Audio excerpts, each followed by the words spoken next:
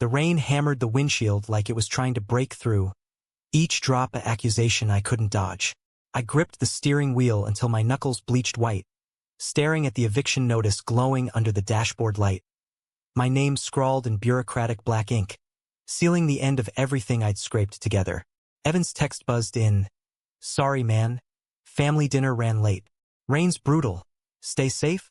But safety was a joke now, and as thunder cracked the sky open, I realized I wasn't just losing my apartment.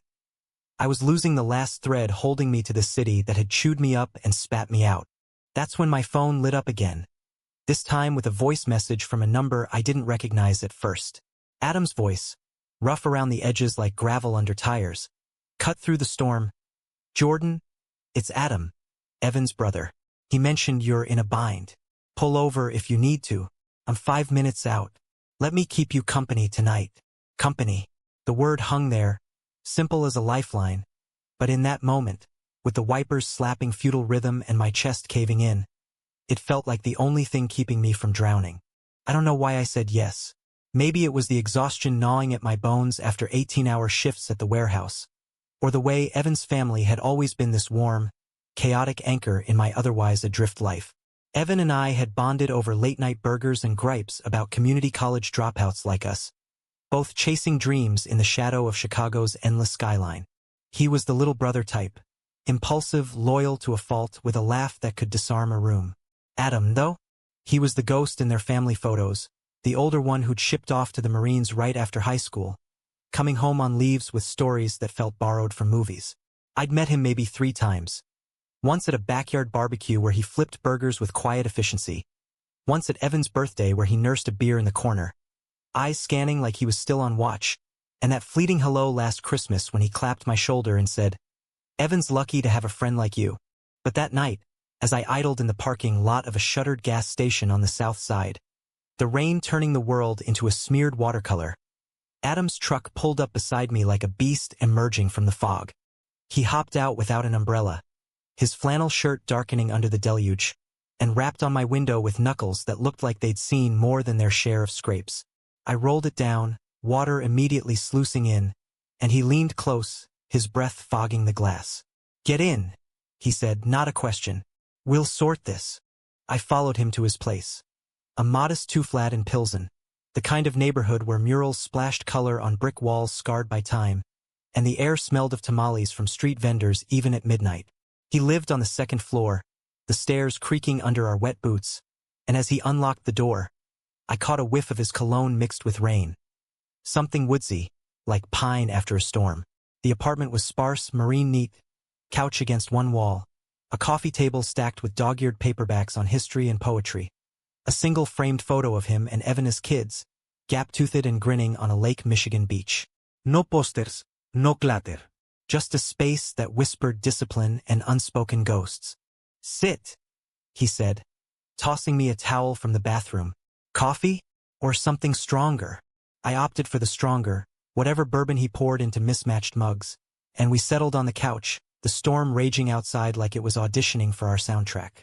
He didn't pry at first, just listened as I spilled it all.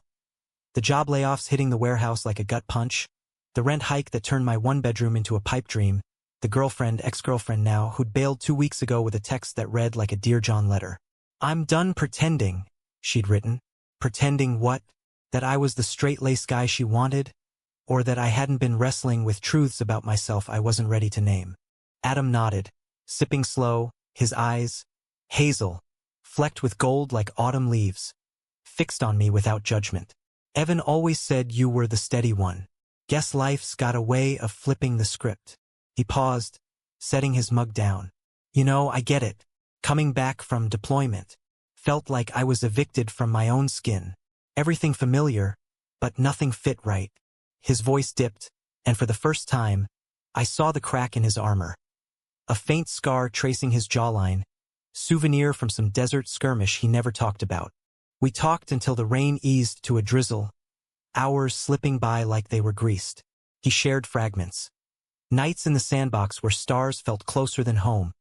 The brotherly ribbing with Evan over who could throw a better spiral.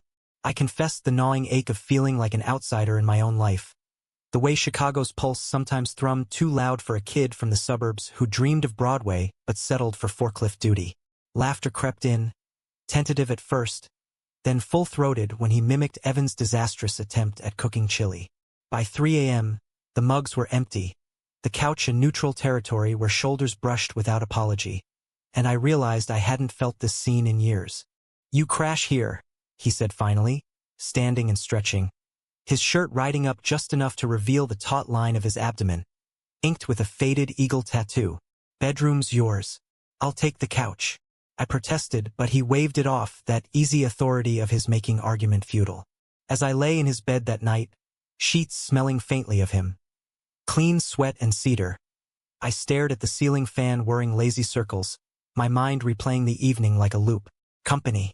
That's all it was supposed to be. But as sleep tugged at me, the unexpected turn whispered in the dark.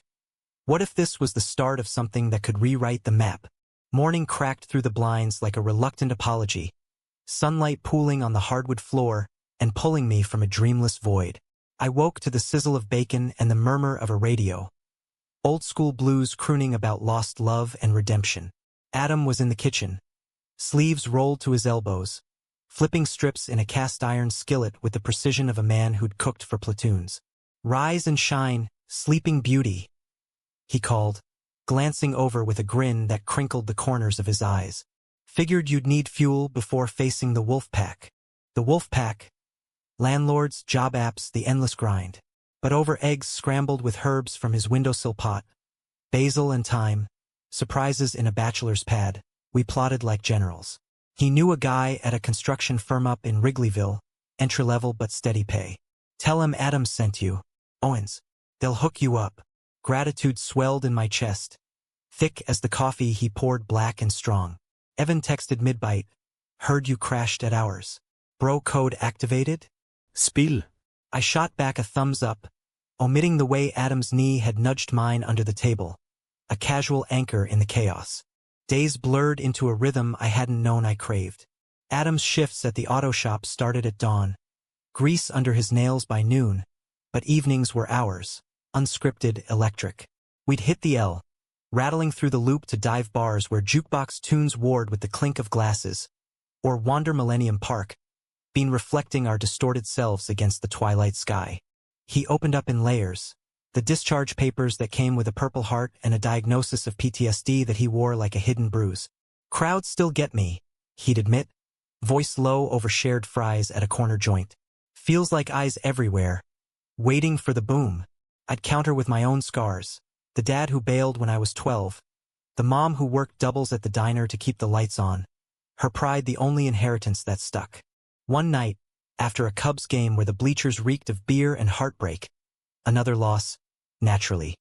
We ended up on his fire escape, city lights sprawling below like a promise. He passed me a joint. "Rare indulgence," he said, and as smoke curled between us, he turned, face half-shadowed. "Evan's worried about you, thinks you're pulling away." The words landed soft, but they stirred the undercurrent I'd been ignoring. Evan, my rock, now feeling like a bystander in this new gravity. "Tell him I'm good," I murmured, but Adam's gaze held mine, searching. "Are you?" The question hung, and in the space it carved, something shifted. His hand found my arm, thumb tracing a vein like mapping uncharted land. Heart pounding against my ribs, I leaned in, testing, tentative, and his lips met mine with a hunger that tasted of salt and certainty. The kiss deepened, hands tangling in shirts, the fire escape railing cool under my palms as the world narrowed to the heat of him. No fireworks, no violins, just a quiet unraveling, like coming home to a place you'd only dreamed. We broke apart breathless, foreheads pressed, and he whispered, "I've wanted that since the barbecue. The one where you made Evan laugh so hard he snorted ketchup." Laughter bubbled up, easing the knot in my gut. But beneath it, doubt flickered. Evan, the bridge between us, oblivious or not. And Adam, veteran, steady, but carrying ghosts that could swallow us whole. Still, in that suspended Chicago summer, we dove in. Stolen moments in his truck, parked by the lake where waves lapped like secrets. Lazy Sundays with his record player spinning Springsteen. Bodies aligned on the couch in unspoken sync. He called me Jay, short and sweet, like it was always meant to be mine. I traced the tattoos on his back, eagle, dog tags etched in script, learning the stories behind each line, each shadow. Evan noticed, of course, a backyard cookout at their parents' place in the suburbs, sprawling lawn, grill smoke curling like incense, turned the air thick. "You two are thick as thieves lately," he said, flipping patties, his grin half teasing, half probing. Adam shot me a look across the picnic table, loaded with potato salad and coleslaw, Mom Owen's specialties. "Just looking out for your boy here," Adam replied, casual as ever. But his foot hooked mine under the table, a private Morse code. Evan shrugged it off, but his eyes lingered, and later, as we tossed a football in the fading light, he clapped my shoulder. "Glad you're sticking around, man. Feels like family's growing." Family. The word lodged in my throat like a bone. That night, back in Pilsen, Adam pulled me close in the dim kitchen light, his breath warm against my neck. "Evan's cool. He'll get it." But doubt whispered louder now, a Chicago wind rattling the windows. Whispers turned to warnings when Adam's phone buzzed late one evening. A call he took in the bedroom, voice hushed and clipped. I caught fragments. "Yeah, Sarah. It's complicated. Give me time." Sarah, the fiancée he'd mentioned once, offhand, like an old coat hung in the closet. "We were engaged before I deployed." She waited, sort of, "It's over." But the pieces clattered into place. The hesitation in his touches sometimes, the way he dodged questions about the future. Betrayal stung not from him, not yet, but from the lie I'd told myself, that this was uncomplicated, ours alone. I confronted him the next morning, coffee cooling untouched on the counter. "Who's Sarah, Adam? And why does it feel like I'm the side story?" His face crumpled, hands raking through his hair. "It's not like that. She's family now. Evan's aunt's kid, tied in blood and guilt. I broke it off for good last year, but she calls when she's low. PTSD runs in her side too." He reached for me, but I stepped back, the chasm widening. "Then why hide it? Why let me think?" "Because I'm scared, Jay. Scared I'll fuck this up like everything else." His voice broke, raw as an open wound, and in that vulnerability, I saw the boy from the beach photo, not the soldier. We mended, tentatively. Nights where he'd hold me tighter, promises murmured into skin. But the crack lingered, a fault line waiting for the quake. Fall crept in with crisp edges, leaves turning the streets of Pilsen into a kaleidoscope of red and gold. My new gig at the construction site paid enough to snag a studio in Logan Square. Tiny, but mine, with windows overlooking the L tracks rumbling like a heartbeat. Adam helped move the boxes, muscles straining under flannel as we hauled my life in milk crates. "Proud of you," he said, wiping sweat from his brow. And the kiss that followed tasted like possibility, sweet and unscarred. Evan threw a housewarming, beers on the fire escape, playlist heavy on Wilco and local indie. The three of us, tangled in easy banter, felt like the natural order, brothers and the friend who'd become kin. But as the night wore on, Evan pulled me aside, his face flushed from IPAs. "Look, Jay. Adam's different with you. Happier. But if something's going on..." I froze, denial rising like bile. "What?" "Nah, man. Just brothers." The lie soured on my tongue, but protection instinct kicked in, shielding this fragile thing from scrutiny, from the world that still whispered slurs in dive bar corners. Weeks later, the quake hit. Adam's ex, Sarah, showed up unannounced at the auto shop, blonde, sharp-featured, with eyes like chipped ice. I'd gone to surprise him with lunch, sub sandwiches from the corner deli, but found her instead, arms crossed in the office doorway, voice slicing through the clang of tools. "You owe me an explanation, Adam. After everything, the ring, the letters from Kuwait. Now you're playing house with him. Him. Me." The word landed like shrapnel, and I backed out, subs forgotten on the hood of a Chevy, heart hammering as I fled to the L. He found me later that evening, at our spot by the lake. Navy Pier's lights winking like distant stars. Rain threatened again, clouds bruising the horizon. "Jay, wait." He caught my arm, spinning me to face him.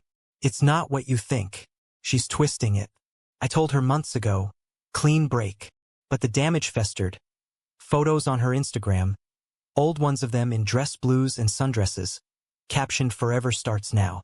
And worse, a voicemail I'd accidentally heard when his phone buzzed on my counter.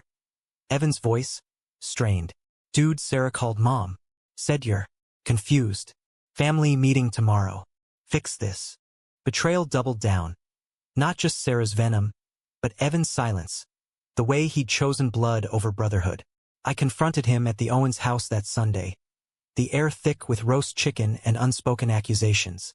Mom Owens bustled in the kitchen, oblivious, while Dad nursed a paper in the den. Evan met my glare in the hallway, shoulders squared like he was prepping for a fight. "She came to me first, Jay," said Adam, spiraling, "that you're enabling it." I didn't believe her, but Mom's freaking. Church folk, you know? Church folk. The evangelical strain in their family. The kind that preached love but doled it out in conditions. Enabling what? That your brother's happy? With me? Evan's face twisted, shock. Then something darker, like recognition dawning. "Wait, it's real? You and..."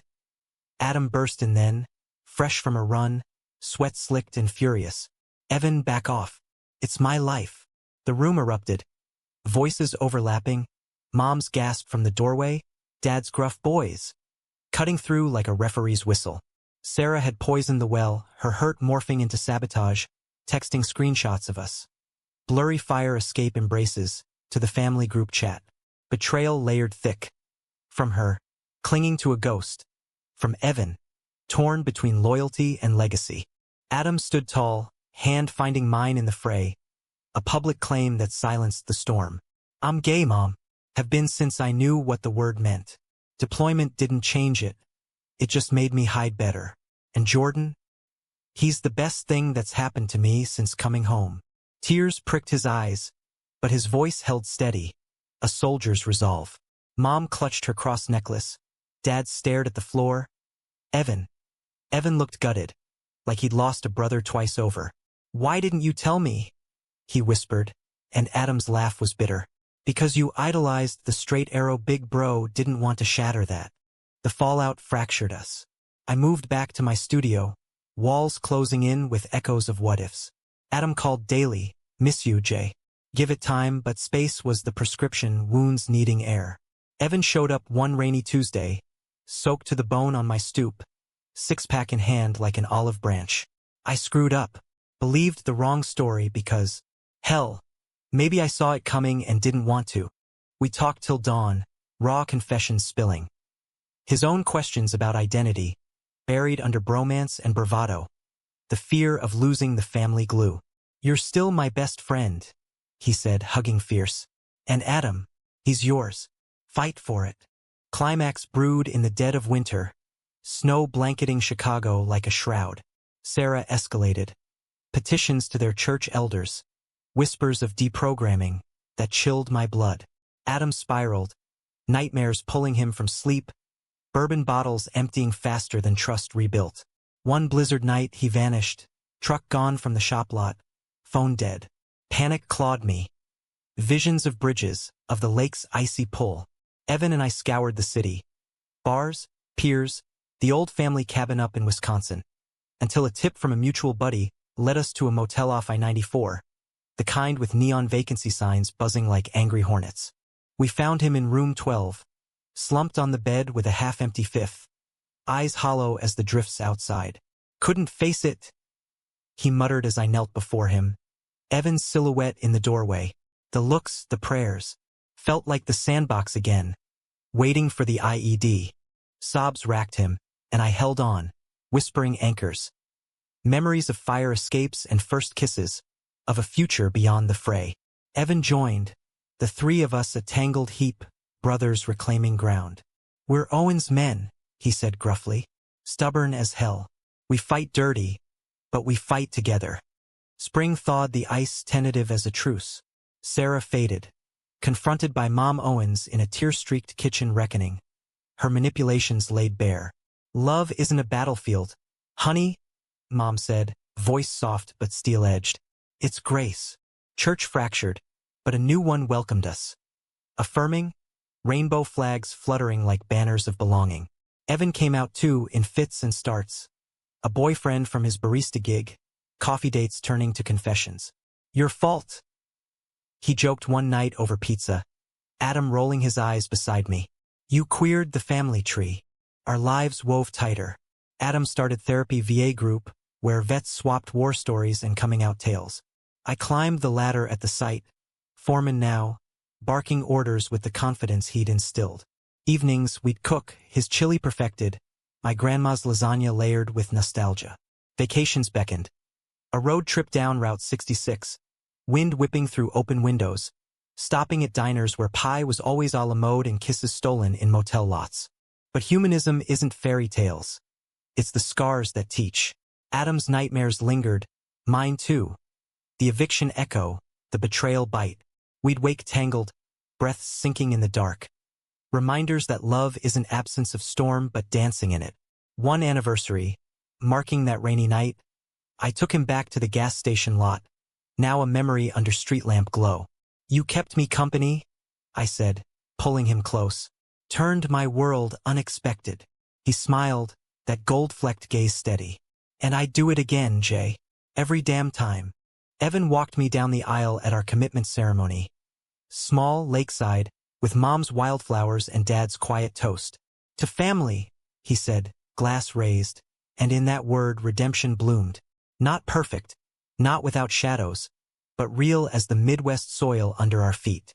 In America, the land of reinvention, we'd forged our own manifest destiny. Two men, brothers bridged, hearts mended in the grit and grace of it all. The end? Nah, just the turn. And what a ride.